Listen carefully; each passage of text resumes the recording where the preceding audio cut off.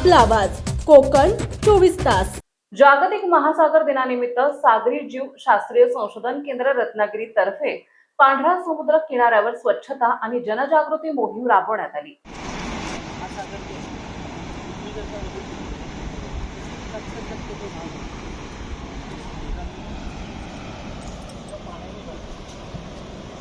गेली 29% फक्त जमीन आहे, तरी सुद्धा आपण हा जो ग्रह आहे आकाशात बघितला तो निळ्या रंगाचा दिसतो। हा खरं तर प्रत्यक्षामध्ये जलग्रह आहे। पृथ्वी म्हणजे अर्थ फक्त 29% भाग आहे। उरलेलं सगळं जे आहे ते पाणी आहे, समुद्राचं पाणी। आणि या पृथ्वीचं जे संतुलन जे आहे हे संतुलन राखण्याचं काम समुद्र करतो। आपणही बघतो की कुठल्याही याला देवता का म्हटलं जातं, सकाळी उठल्यानंतर आपण नमस्कार करा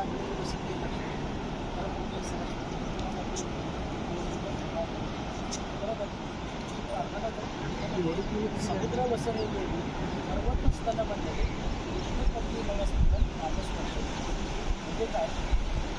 त्यानंतर भूतलावरती ज्यांच्याकडे कोस्टलाईन नाही आहे, ज्यांच्याकडे समुद्र नाही आहे, तरी सुद्धा समुद्राला नमस्कार करतात। मानवी जीवनातील आणि हवामान संतुलनातील समुद्राचे महत्त्व अधोरेखित करण्यासाठी 8 जून 2026 रोजी जागतिक महासागर दिनानिमित्त रत्नागिरीत विशेष जनजागृती आणि किनारपट्टी स्वच्छता मोहिमेचे आयोजन करण्यात आले होते। यावर्षी संयुक्त राष्ट्रातर्फे जागतिक महासागर दिनासाठी आपल्या परिचित जागांच्या पलीकडे जात महासागराशी एक नवीन नाते निर्माण करूया ही मुख्य संकल्पना निश्चित करण्यात आली आहे। आम्ही फक्त किनारपट्टीला राहतो म्हणून आम्ही नमस्कार केला पाहिजे समुद्राला, असं नाही आहे। त्याचं कारण काय? 50% ऑक्सिजन सगळ्यांना मिळतो, किनारपट्टीच्या लोकांना मिळतो का?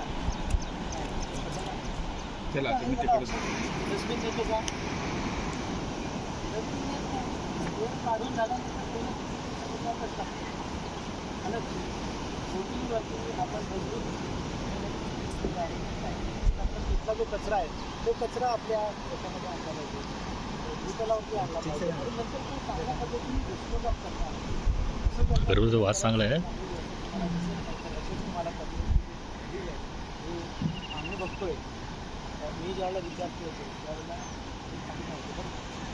संपूर्ण किनारपट्टीच होती, ही वाळू तयार होती, ब्रेकवॉटर तयार झाली। या ब्रेकवॉटर वॉलमुळे ही वाळूचं नवीन भांडार इथं तयार झालं, नाहीतर हा संपूर्ण किनारपट्टी सरळ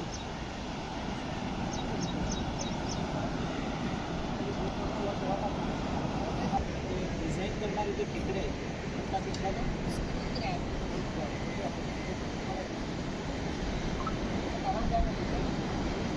तयार होईल।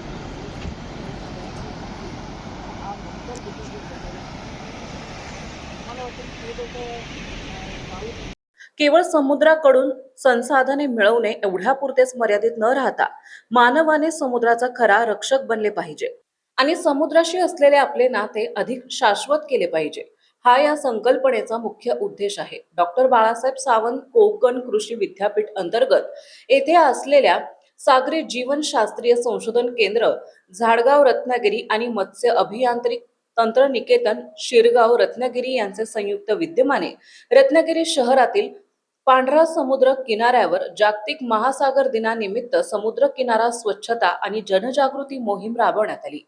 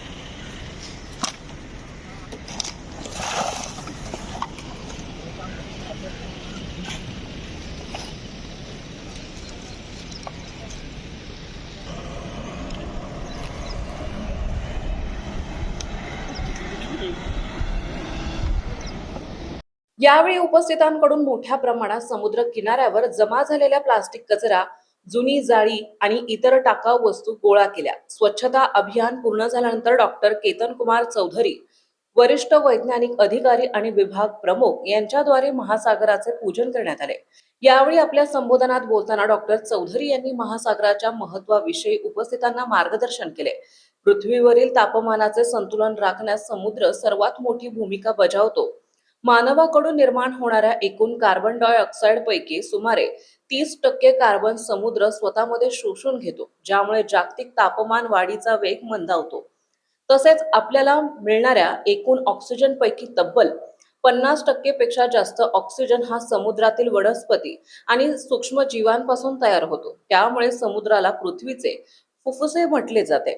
सध्या समुद्रात प्लास्टिकचे प्रदूषण प्रचंड वाढले आहे. यामुळे सागरी जैवविविधता धोक्यात आली असून प्लास्टिकचे रूपांतर मायक्रोप्लास्टिक मध्ये होऊन ते मानवाच्या अन्न साखळीत प्रवेश करत आहे, असे प्रतिपादन डॉक्टर चौधरी यांनी केले. समुद्र हा आपल्या कोकणच्या अर्थव्यवस्थेचा आणि संस्कृतीचा कणा आहे.